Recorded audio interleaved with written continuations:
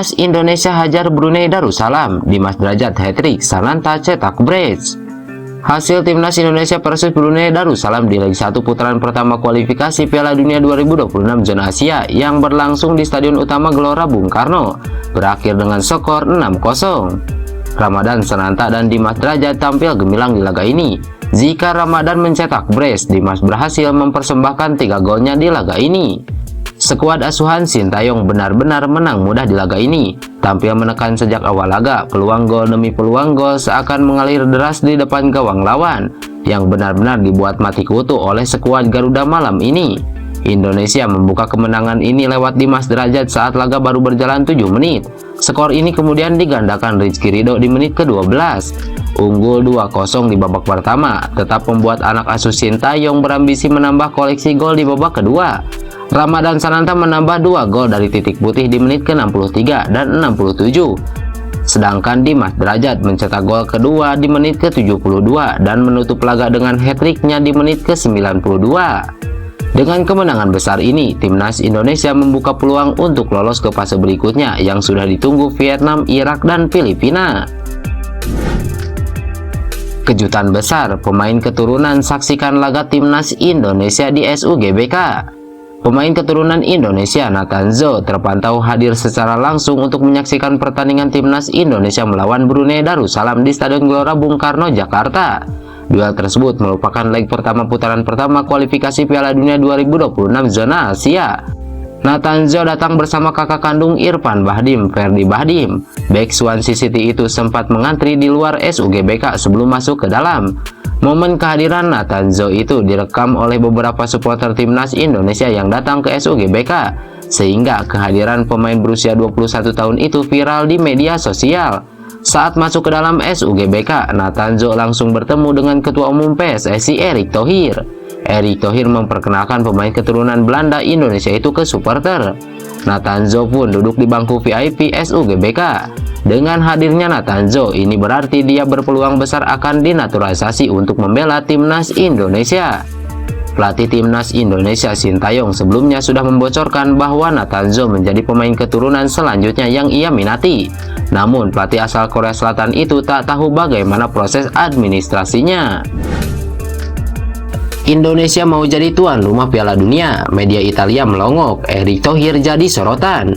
Rencana Indonesia mau jadi tuan rumah Piala Dunia 2034 jadi sorotan dunia. Bahkan Erick Thohir, Ketua Umum PSSI, dianggap sebagai sosok berjasa dalam usaha ini. Salah satu jalur yang dipertimbangkan Indonesia untuk jadi tuan rumah Piala Dunia adalah berkolaborasi dengan Australia, Malaysia, dan Singapura untuk menjadi tuan rumah bersama ajang sepak bola paling bergengsi di dunia. Perkembangan ini tak hanya mencuri perhatian media nasional, melainkan juga mendapat sorotan dari berbagai media internasional, khususnya Italia. Media Italia yang pernah akrab dengan Erick Thohir saat ia menjabat sebagai Presiden Inter Milan, dengan antusias mengamati upaya Indonesia dalam meraih hak menjadi tuan rumah bersama Piala Dunia 2034. Salah satu media asing yang ikut memberitakan perihal ini adalah Associated Press News yang mengusung judul Indonesia dan Australia siap menantang Arab Saudi dalam perebutan tuan rumah Piala Dunia 2034. Sementara itu, media Italia yang mempunyai hubungan erat dengan Erick Thohir juga ikut membeberkan gagasan tersebut. ITA Sport Press misalnya membawakan berita dengan judul Piala Dunia 2034, Indonesia berhadapan dengan Arab Saudi. Erick Thohir berkata, "Kami siap." Di sisi lain, Sport Mediaset menegaskan bahwa Arab Saudi bukanlah satu-satunya pesaing, dengan pernyataan dari Erick Thohir yang menyatakan bahwa Indonesia akan mengajukan tawaran sebagai tuan rumah bersama untuk Piala Dunia 2034. Prestasi sukses penyelenggaraan Piala Dunia Wanita yang diselenggarakan oleh Australia bersama Selandia Baru pada musim panas yang lalu menjadi bukti kuat yang mendukung ambisi ini. Erick Thohir optimis bahwa FIFA ingin memberikan peluang kepada wilayah lain setelah Timur Tengah menjadi tuan rumah Piala Dunia pada tahun sebelumnya. Asnawi Mangku Alam akui grup WA khusus pemain Timnas Indonesia, cara ampuh bangun chemistry. Kapten Timnas Indonesia Asnawi Mangku Alam membenarkan keberadaan grup WhatsApp khusus pemain. Menurut Asnawi, grup itu memudahkan para pemain untuk membangun chemistry. Pernyataan itu diungkapkan Asnawi Mangku Alam dalam konferensi pers Timnas Indonesia melawan Brunei Darussalam pada putaran pertama kualifikasi Piala Dunia. Menurut Asnawi, keberadaan grup WA itu sangat penting buat para pemain. Memang ada grup WhatsApp, namun kami tahu pada setiap pemanggilan akan ada pemain berbeda. Memang di timnas Indonesia seperti itu, waktunya sangat terbatas untuk adaptasi dan membangun chemistry, kata Asnawi Mangku Alam. Selain membangun chemistry, keberadaan grup WA khusus pemain timnas Indonesia juga memudahkan proses adaptasi. Apalagi setiap edisi pemanggilan selalu ada pemain baru.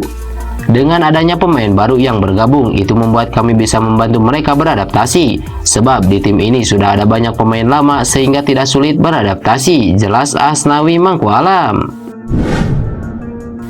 Kirgistan bisa ikut Piala AFF 2024, apa timnas makin sulit juara? Timnas Kirgistan resmi bisa bergabung di kompetisi AFF tahun depan atau pada 2024 mendatang. Federasi Sepak Bola ASEAN atau AFF mengumumkan hal tersebut lewat akun media sosial resmi mereka. Bergabungnya timnas Kirgistan membuat jumlah tim peserta turnamen AFF 2024 mendatang genap menjadi 12 negara.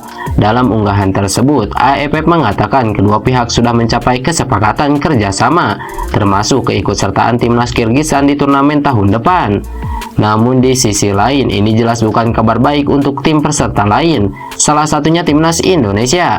Bergabungnya timnas Kirgistan ke turnamen Piala AFF 2024 mendatang dipastikan bakal membuat skuad Garuda kian sulit untuk meraih gelar juara. Sekedar diketahui, sebelumnya ada 11 negara yang tampil di turnamen AFF. Mereka adalah Indonesia, Malaysia, Thailand, Singapura, Vietnam, Kamboja, Brunei Darussalam, Laos, Filipina, Timur Leste, dan Myanmar. Piala Dunia U17 di depan mata, Bima Sakti terus lirik pemain diaspora lain. Bima Sakti selaku pelatih tim nasional Indonesia U17 mengatakan bahwa terdapat 2 pemain diaspora yang sudah bergabung bersama timnas U17 dalam rangka pemusatan pelatihan dan uji coba di Jerman. Bima Sakti juga menyampaikan bahwa Amar Raihan adalah pemain diaspora yang berasal dari klub Hoffenheim yang telah bergabung di timnas Indonesia U17. Selain Amar Raihan, pemain diaspora lain yang ikut menjalani pemusatan latihan adalah Welber Harim Jardim. Ia saat ini bermain untuk klub Brazil, tepatnya Sao Paulo.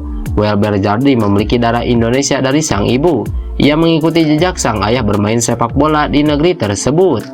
Kemudian Welber juga sudah hadir dan insya Allah mungkin ada beberapa lagi pemain diaspora yang kita lirik, ungkap Bima Sakti. Timnas Garuda U17 saat ini memang tengah fokus melakukan pemusatan latihan di Jerman dalam rangka persiapan dan meningkatkan skill untuk menghadapi lawan-lawan pada ajang Piala Dunia U17 2023 mendatang.